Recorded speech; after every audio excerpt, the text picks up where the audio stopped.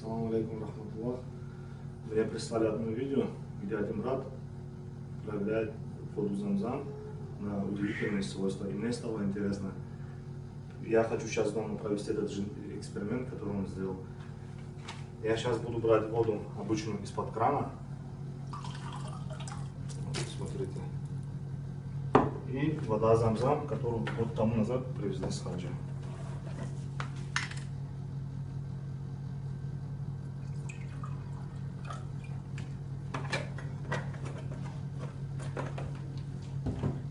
У меня обычная лампочка на 95 Вт.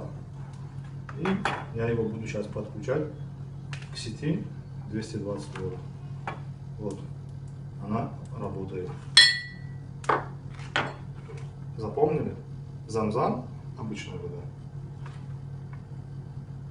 Что происходит? Лампочка не горит. Накал еле-еле накаливается.